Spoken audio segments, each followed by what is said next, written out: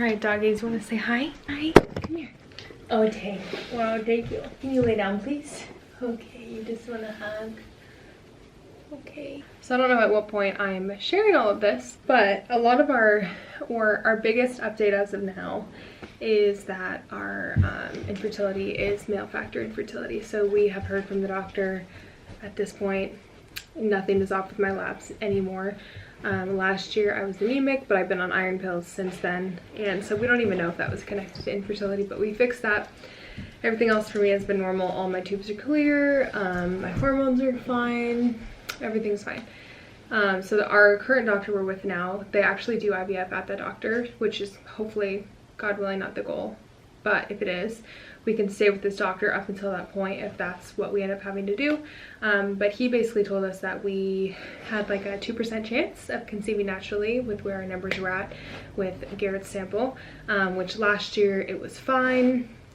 This year it was not, which part of the detail to that is the fact that the sperm wasn't washed. And so the number we got when Garrett's numbers were all normal were like not necessarily accurate because it was an unwashed sample.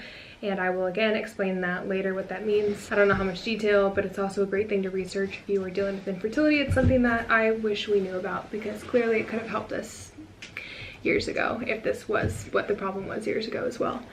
So to my knowledge, obviously when you get like I have dog drool all over me. When you do a sperm sample, our neighbor's dog is also staring out the window right now, and Hallie is staring right back at them. It's actually the same house that we were attacked by a dog. I'm going on a rabbit trail right now. But anyway, our neighbor's dog jumped out of the second story window and came and attacked us, bit Finn. He had to go to the ER, get stitches. They got rid of that dog, but they got a new dog, and that is the dog that was looking at her. So Hallie has some PTSD with that house. Like literally every time we walk by it, she like growls and stares at them because she feels like their dog is gonna come outside.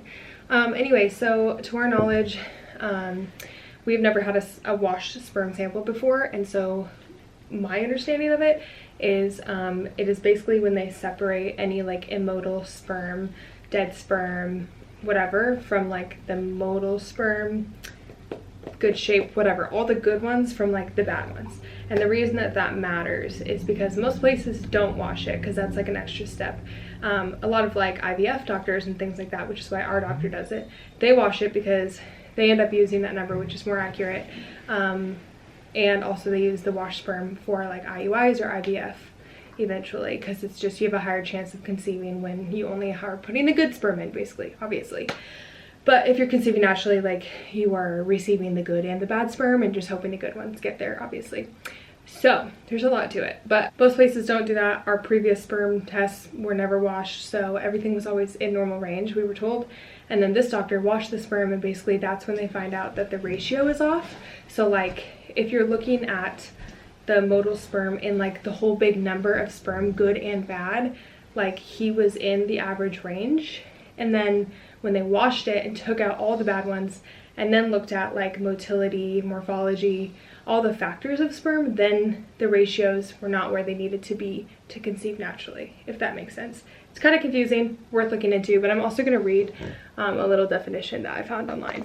So this is from the Cryobank America website. It says, what is sperm washing? The science of sperm washing, how it's done, and why it's important. It's a technique in fertility treatments to separate healthy sperm from other components of semen. It involves removing impurities such as dead sperm bacteria and a word I cannot pronounce from the semen sample. The purified sperm is used in various fertility treatments, IUI, IVF, etc.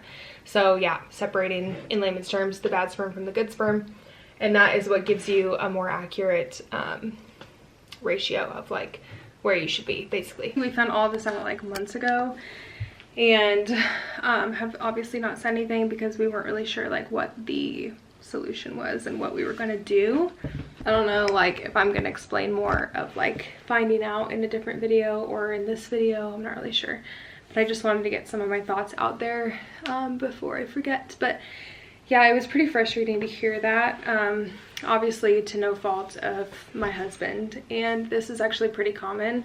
I've even told a couple friends about it who have like unexplained infertility, which is what we have, which is basically a doctor just saying like, we've tested everything, it all looks normal, we don't know what else it could be. So they call it unexplained because like we have no idea what the answer is.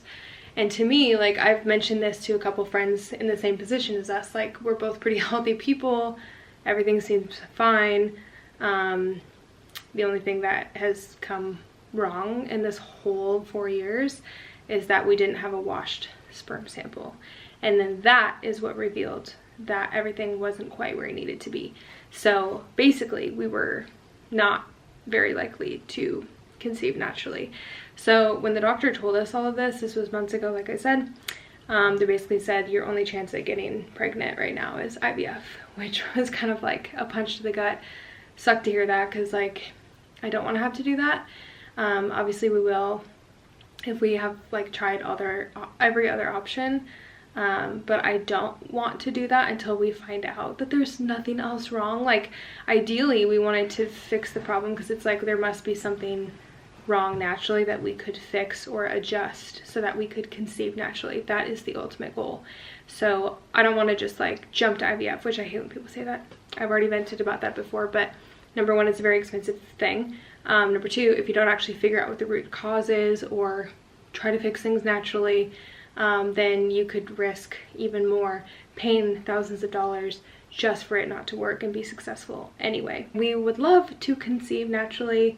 Like, I mean, we are using medication, but naturally as far as not doing like IVF or anything, IUI is basically when they put in the semen, which we were also not a candidate for because that was actually what I originally was asking the doctor to do.